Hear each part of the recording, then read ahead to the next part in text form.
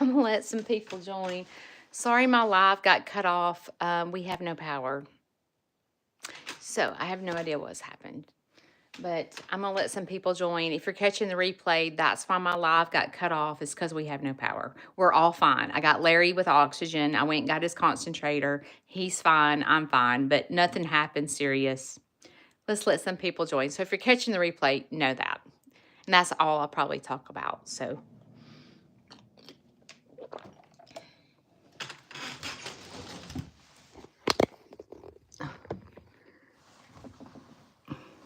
I have no power. My power went off. So I'm fine. I got Larry. I had to run in there and get his oxygen. I ran in there and got his concentrator. But we have no power. So that's why my live got... But I'm fine. So just know that. I wanted to come on here live real quick. I'm on my cell phone. But I wanted y'all to know I was okay. I don't know. I mean, it's not even raining right now. So I'm not really sure if there's been a car accident or something. I'm not really sure. But I'm just in the dark. So just know that I'm okay. And I guess I feel distracted now, so I don't even know if I can finish my story. But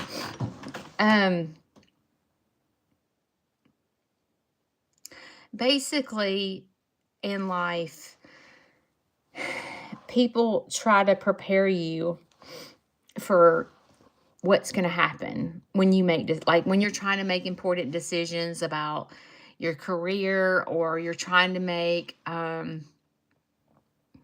like even with me sitting here, not understanding what's fixing to happen with Snead's Farmhouse.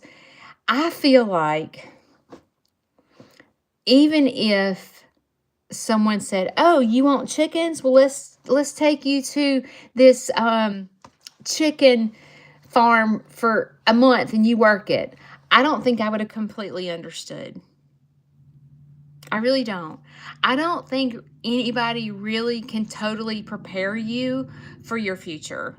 I remember when my mom was sick, they were like, you need to prepare yourself.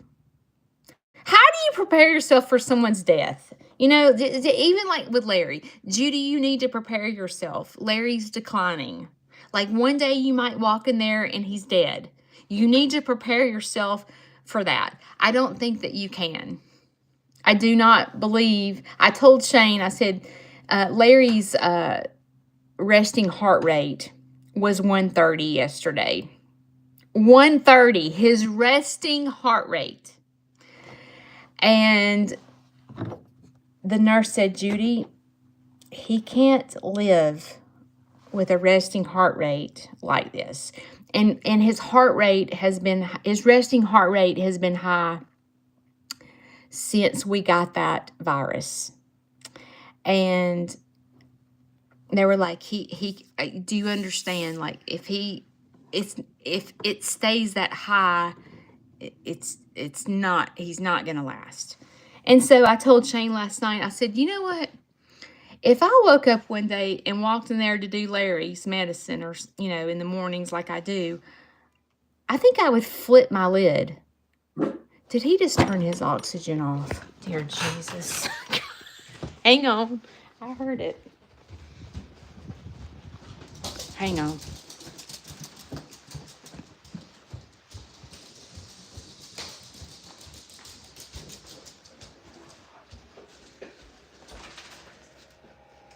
What's beeping?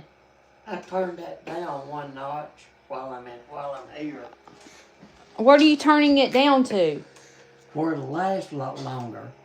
Oh, Larry, we can charge it in the car. I would rather you have. What do you own? 3. Okay, that should be all right. Okay. I don't think that I could ever prepare myself to walk in there and see that. Because I remember, walking in my mother's room and her being, dead. And I'm like, you can't prepare for that. And I feel like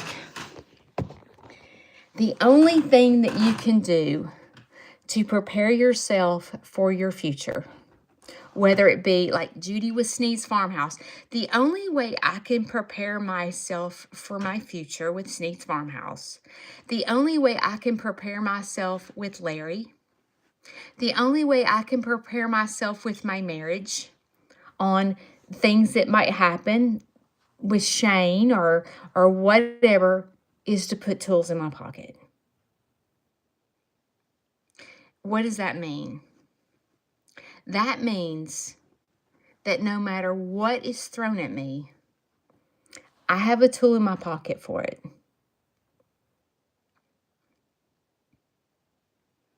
What tools do we have to put in our pocket to prepare for our future? I talk about them every Monday and Wednesday. The tools that you put in your pocket to prepare for your future. First of all, when it comes to anything, you know,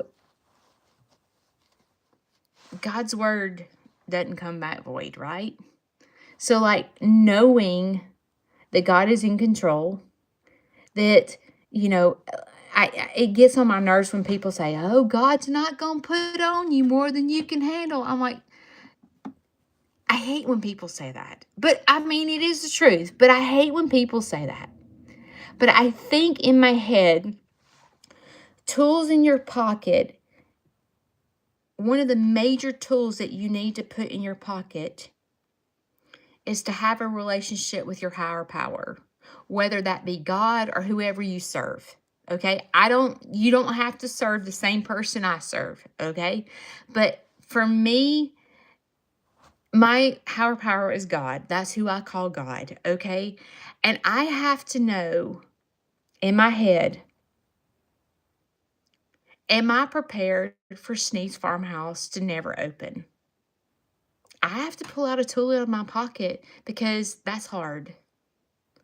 God could take every single thing away from me today. Am I prepared for that? If I knew right now, okay, Snead's Farmhouse will be no more in 6 months. If someone come down and told me that, could I prepare myself for that to happen? What, I don't have Leroy anymore? That's hard. So it's almost like, if I knew that, could I really prepare myself for that? No. The only thing I can do is to put a tool in my pocket so when I'm faced with that, I'm able to handle it in a good fashion. And being able to handle it in a good fashion is being the best version of myself. Even when tragedy hits you, are you going to let it crush you? Or are you going to say, this sucks and I need to talk about it, or this sucks and I need to figure out what to do? Like, life hits you. Changes happen. People come and go. I feel like the only way you can get through life is to put those tools in your pocket. And a lot of people don't understand the tools that need to go in their pocket. And I guess I probably should, after every live, tell you what tool I'm giving you to put in your pocket. And right now, the tool that I'm giving you to put in your pocket for preparing you for your future is to know your higher power.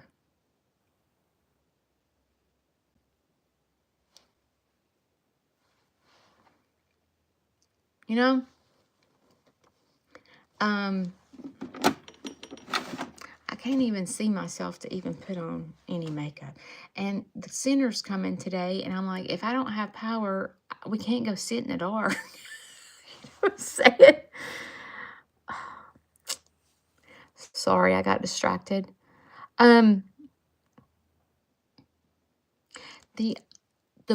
The tool that you need to put in your pocket for everyday life is striving to be the best version of yourself. I feel like everyone is different, right? Everyone's best version of themselves is different. The tools that I need to put in my pocket may be the same as Sue, or it may be different from Sue, because I handle life differently from the way Sue handles life. So you have to strive to be the best version of yourself, and you have to know where your weaknesses are. You have to know yourself, know where your strengths are, and know where your weaknesses are. And your weaknesses need tools.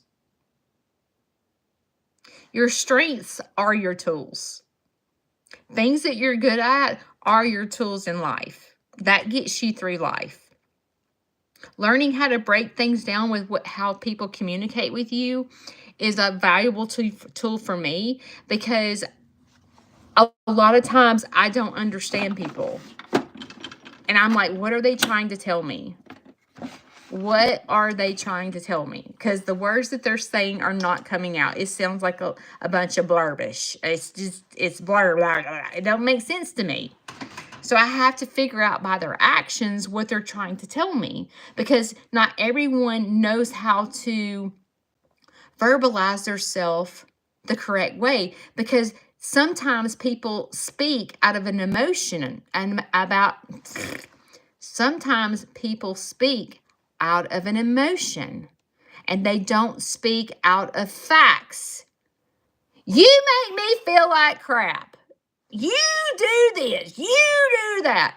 And they're speaking out of an emotion. You make me feel. Feel is an emotion. Is it a fact that I'm causing you to feel like crap? You see what I'm saying? All right, guys. I'm going to let y'all go. I guess I better call...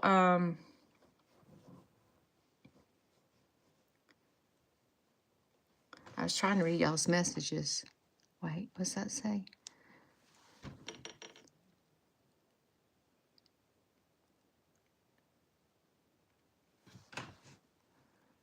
Oh, goodness.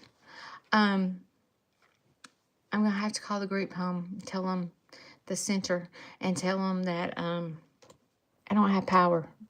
So, I guess I'll go do animals. It is, oh, what happened to my Jeep? I got a letter in the mail. This is a Toyota update. I thought it was over. I got a letter in the mail last week that the DMV was charging me a fine for having no insurance on Larry's car. It's never ending. So I had to go to the DMV, and it was so embarrassing because, like, in the DMV, there's people behind little things that talk, and then people stand at the little counters so everybody can hear everybody talking. I'm like, my car got repossessed. I look like the big fat loser. My car got repossessed. Let me tell you the story. So I had to tell them the reason we didn't have car insurance was because we couldn't get car insurance because the car was not in our possession. So once I explained to the DMV what happened, she said she was going to put it in the computer, and hopefully that will be end, and I didn't get fined. But I feel like this is not the end of it, but whatever. I'm just going to take one day at a time. So when I was at the DMV, I was leaving to go. I was actually headed to the post office because I've been trying to mail Darlene's tortoise for making a donation to her for a week now, and I'm having trouble. So I was headed to the post office to mail Darlene's tortoise. So Darlene, if you're listening to this, please know that I'm trying. And my car started flashing hot. The whole dash was going with red. So I immediately pulled over. I'm in the middle of the intersection, and I call Shane. I said, Shane, why is my Jeep flashing red and the fan's blowing and everything says hot? And he said, where are you at? I said, I'm literally in the middle of the road. What do I do? He's like, go to the car lot right down the street and get them to check it. So I go to the car lot and I said, hey, my car is running hot. I need help. And they were like, unfortunately, we don't work on Jeeps. We're the GMC dealership. And I'm like, oh my gosh. So I said, I'm going to try to get home. Just going to try to get home. So I pulled out of the parking lot and got on the main highway. And my car is just going ding with red lights. I said, I better pull over. I'm going to blow the engine up. I pulled over. I said, Shane, I can't get home. He's like, are you serious? I went, yes. And you know what was so bad? I left my purse at home again. Left my purse at home. And I had no way to pay for anybody to fix my car. I had no way of calling a wrecker because I had no money. You can't pay with Apple Pay. So Shane had to get off work and come get me. And they towed my car to the Jeep dealership. And they haven't told me what's wrong with my car. It's never ending. It's never ending. So I told Shane, I said, okay, well, we're just going to take one day at a time. One day at a time, sweet Jesus. We're just going to take one day at a time, and I'm just going to laugh about this because this is something every single day. Something every single day. So hopefully they'll call me today and tell me what's wrong with my car. I've never had any problems with it at all. Of course, I don't drive it a lot, but it's just one thing. All right, I'm going to call the center and tell them that my power's out. It may be on by the time they get here, but as of right now, the power's off and we can't see nothing. I love you guys. Thanks for joining me. Remember that you have choices. Sitting it out is not embracing the future. Even though you have no control of your future, you do have control of yourself and how you react to your future. So knowing who is in control is what I call dancing, because that is a tool that I put in my pocket, is to know, okay, I don't know what's fixing to happen with Snead's Farmhouse, but I know that I need to be the best version of myself, that no matter what is thrown at me, that I don't break. I don't know what's going to happen. We take one day at a time. And I know for Judy and Snead's Farmhouse, I didn't start this. I know that. I know that. So even if I never open back up to the public, I know that God has something bigger in store for me. I don't know what it is. I don't know what it looks like. I can't see it. I can't touch it. I don't know. I have no clue. And it does feel a little scary. It does. It does. But at the end of the day, He's pulled me through everything that I've ever been through. So I know no matter what I'm faced with, I know that the tool that I have in my pocket is trust. Trust that He's in control and He's got my back. And that's what I call dancing. I'll see y'all. I don't know. I'll go live between now and Monday. Love you guys. Bye.